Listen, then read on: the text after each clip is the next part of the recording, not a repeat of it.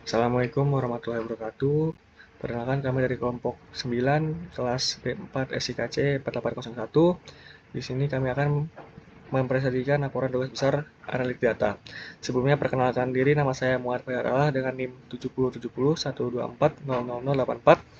Saya Khalil Benezer dengan NIM 7070 124 00058. Saya Riris Margareta Nainggolan, NIM 707012400077. Selanjutnya akan dijelaskan oleh teman kita, Riris.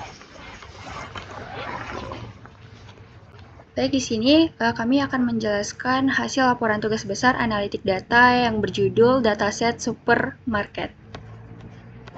Nah, di sini sumber data kami dari Kaggle. Untuk deskripsinya sendiri yaitu dataset yang dianalisis itu merupakan data mentah transaksi penjualan di sebuah supermarket. Nah, data ini tuh berisi informasi seperti kode transaksi, cabang supermarket, data pelanggan, jenis produk, jumlah pembelian, total harga, serta penilaian pelanggan. Nah, permasalahan dari dataset ini adalah data masih berupa data mentah sehingga perlu dipahami terlebih dahulu sebelum dianalisis lebih lanjut. Nah, dari dataset ini dapat dilihat pola penjualan dan gambaran umum aktivitas transaksi yang terjadi di supermarket. Nah, selanjutnya di sini saya akan menjelaskan mengenai Microsoft Excel tugas saya sendiri. Pertama, itu ada dataset awalnya. Nah, tahap pertama dalam proses analisis ini adalah melakukan eksplorasi terhadap dataset mentah. Nah, jadi berdasarkan pengamatan awal, itu ditemukan bahwa struktur data belum sepenuhnya siap untuk dianalisis.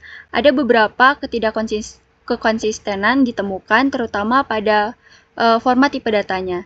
Nah, sebagai contoh itu pada kolom date. Nah, di sini dari gambar ini itu format tanggal belum terstandarisasi sebagai tipe data yang valid di Excel.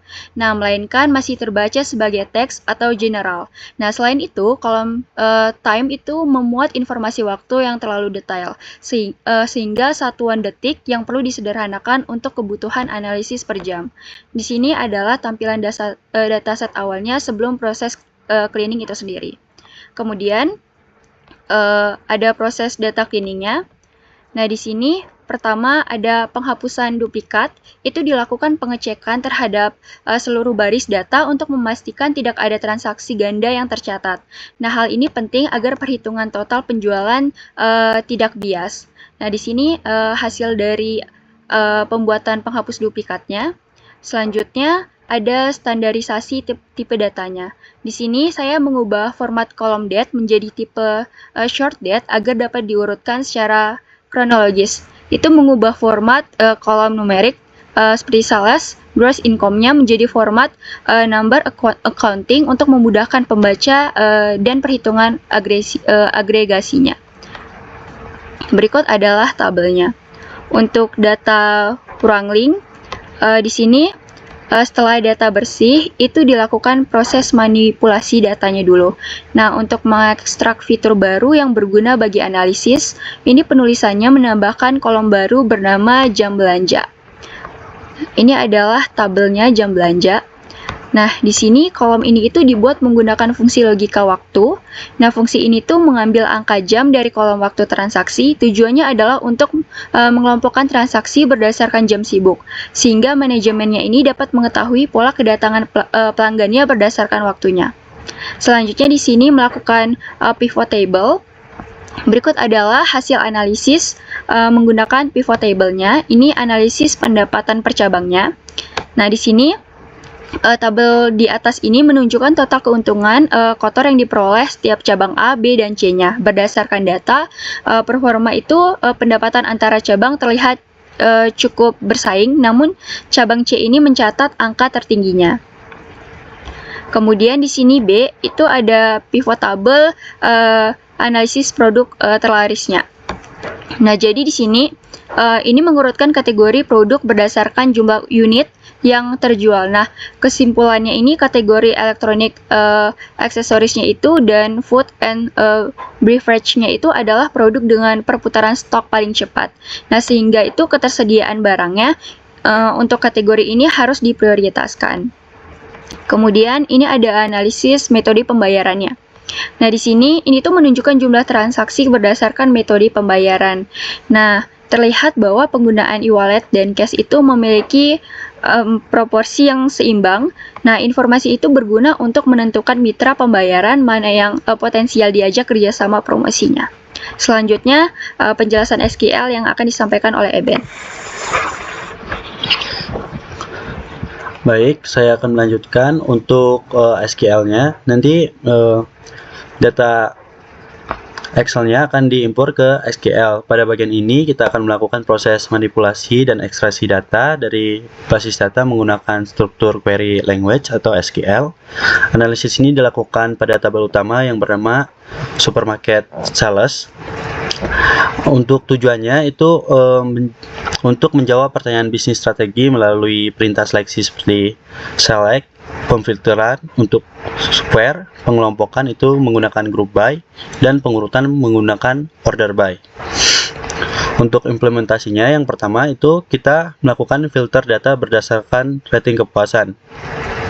Query pertama itu menunjukkan identifikasi transaksi yang mendapatkan penilaian kepuasan pelanggan rating sangat baik, yaitu di angka 9.0.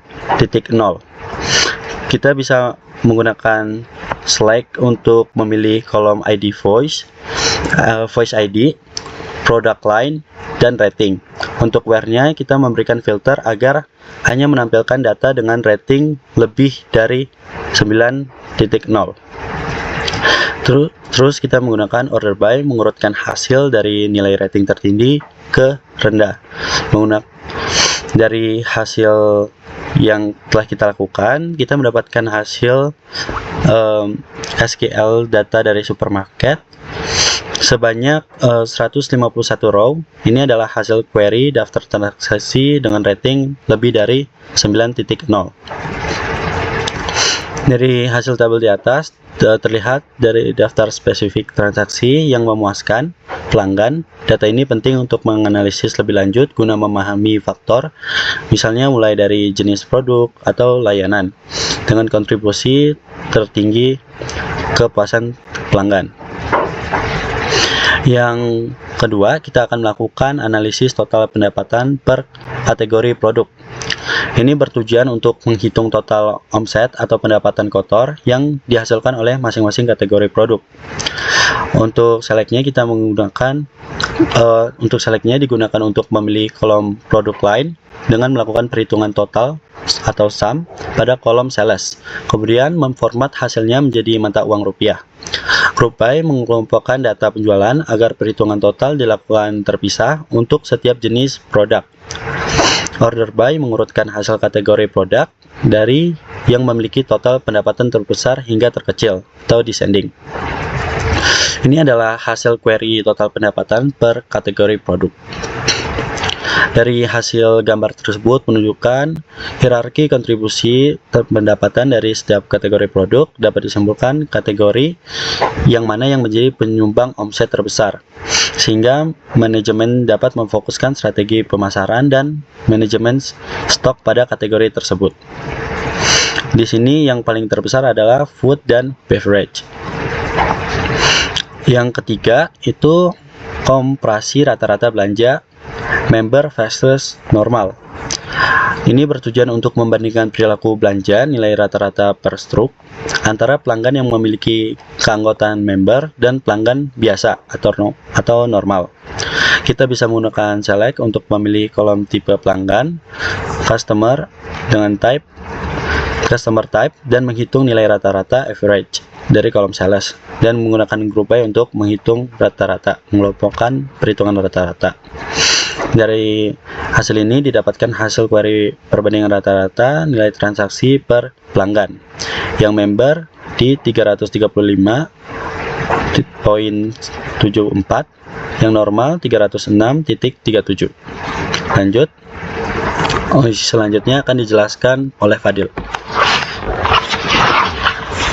Selanjutnya ada tableau. Pada bagian ini dilakukan visualisasi data menggunakan tableau public untuk menganalisis kinerja penjualan supermarket berdasarkan berbagai dimensi seperti kota, produk line, waktu, quantity, sales, dan rating pelanggan. Visualisasi dibuat dalam bentuk 5 jenis grafik yang berbeda. Kemudian dirangkum dalam sebuah dashboard untuk memudahkan analisis dan pengambilan kesimpulan. Yang pertama ada ringkasan kinerja penjualan supermarket. Grafik ini menampilkan ringkasan indikator utama kinerja penjualan yaitu total gross income, total quantity, dan total sales. Visualisasi ini digunakan untuk memberikan gambaran umum mengenai performa penjualan supermarket secara keseluruhan sebelum dilakukan analisis lebih mendalam pada grafiknya. Kedua, distribusi penjualan berdasarkan produk line. Grafik ini menunjukkan proporsi total penjualan sales untuk setiap produk line. Donut chart ini digunakan untuk memudahkan identifikasi kategori produk yang memberikan kontribusi terbesar terhadap total penjualan. Dari grafik ini dapat dilihat bahwa kontribusi antar produk line relatif seimbang, dengan berbagai kategori memiliki presentasi lebih sedikit dominan dibanding yang lain. 3. Tren penjualan bulanan berdasarkan kota. Grafik ini menggambarkan penjualan tren bulanan atau sales pada 3 kota, yaitu Mandalay, Naypyidaw, dan Yangon. Line chart ini digunakan untuk melihat pola kenaikan atau penurunan penjualan dari waktu ke waktu. Grafik ini membantu mengidentifikasi fluktuasi penjualan dan perbedaan tren antar kota. Yang keempat, ada perbandingan penjualan produk lain berdasarkan kota. Grafik ini membandingkan total sales setiap produk lain pada masing-masing kota. Visualisasi ini digunakan untuk mengetahui setiap kategori produk yang memiliki performa penjualan tertinggi di setiap kota, serta membandingkan perbedaan preferensi produk antar wilayah. Yang kelima ada analisis quantity dan rating produk per kategori berdasarkan kota. Grafik ini menampilkan hubungan antara jumlah produk terjual, quantity, dan tingkat kepuasan pelanggan average rating. Untuk setiap produk lain di masing-masing kota, grafik ini bagian atas menunjukkan quantity, sedangkan grafik bawah menunjukkan rating sebagai indikator kepuasan pelanggan. Visualisasi ini menunjukkan kategori produk dan quantity tertinggi tidak selalu memiliki rating tertinggi, sehingga dapat disimpulkan bahwa volume penjualan tidak selalu berbanding lurus dengan tingkat kepuasan pelanggan. Yang terakhir ini ada dashboard. Dashboard ini menjadikan analisis data kinerja penjualan supermarket berdasarkan kategori produk, kota, serta tingkat kepuasan pelanggan. Selanjutnya akan dijelaskan kembali oleh teman saya, Eben.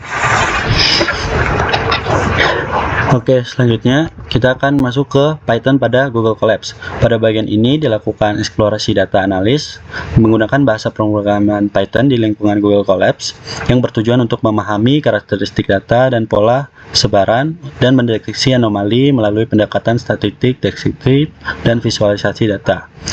Di sini sudah saya masukkan link Google Colabs-nya. Lanjut, yang pertama itu ada statistik, deskripsi, dan informasi data.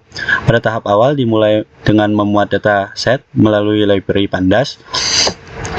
Fungsi dfinfo digunakan untuk memverifikasi data type setiap kolom dan memastikan tidak ada data yang hilang atau missing value. Selanjutnya, fungsi dfdescribe digunakan untuk mendapatkan ringkasan statistik seperti rata-rata, serta nilai minimum dan maksimum pada kolom numerik.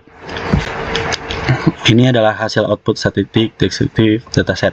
Lanjut, pada visualisasi performa penjualan per kategori produk, grafik batang bar diimplementasikan untuk membandingkan total sales dan menghasilkan yang dihasilkan oleh masing-masing kategori produk.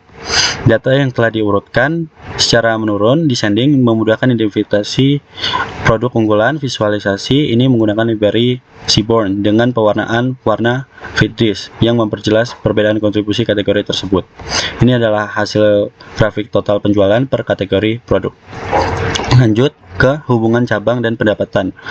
Menggunakan box plot digunakan menganalisis distribusi dan variabilitas pendapatan transaksi di tiap cabang A, B, dan C. Grafik ini menampilkan rentang data, nilai tengah, median, kuartil, dan mendeteksi keberadaan transaksi dengan nilai yang jauh dari rata-rata. Ini adalah hasil box plot distribusi penjualan per cabang. Lanjut. Selanjutnya, identifikasi kekurangan. Dari seluruh proses analisis yang dilakukan, terdapat beberapa kekurangan dari masing-masing tools. Microsoft Excel memiliki keterbatasan dalam menangani data berskala besar dan otomasi lanjutan. SQL sangat kuat untuk pengolahan data, namun kurang optimal untuk visualisasi. Tableau unggul dalam visualisasi, tetapi tidak optimal untuk data cleaning dan analisis data statistik lanjutan. Google Colab membutuhkan pemahaman pemrograman sehingga kurang ramah bagi pengguna non-teknis. Namun dengan mengkombinasikan struktur tersebut, kekurangan masing-masing dapat saling melengkapi. Kesimpulan, berdasarkan keseluruhan analisis yang dilakukan, analitik data dapat memberikan insight yang bernilai dan memahami pola penjualan, preferensi pelanggan, serta kinerja cabang supermarket. Pengambil keputusan bisnis akan menjadi lebih objektif dan akurat apabila didasarkan pada data yang telah dianalisis secara sistematis. Untuk manfaat analitik data, yaitu Excel, manfaat analitik data yang saya pelajari adalah kemampuan dalam membersihkan dan mengelola data mentah menjadi data yang siap dianalisis, sehingga hasil analisis menjadi lebih akurat dan dapat dipercaya. Selanjutnya ada manfaat analitik data SQL. Dari proyek ini, saya memahami bahwa analitik data membantu dalam menjawab permasalahan bisnis secara terstruktur melalui pengolahan data dan query yang sistematis. Selanjutnya adalah manfaat analitik data Tableau. Manfaat analitik data yang saya pelajari adalah kemampuan mengubah data kompleks menjadi visualisasi yang mudah dipahami, sehingga insight bisnis dapat disampaikan secara efektif kepada pihak non teknis. Selanjutnya adalah manfaat data untuk Google Colabs. Analitik data membantu saya memahami pola dan sebaran data melalui pendekatan statistik dan visualisasi sehingga dapat mengidentifikasi tren dan anomali dalam data. Oke. Sekian dari kelompok kami, kurang lebih mohon maaf. Assalamualaikum warahmatullahi wabarakatuh.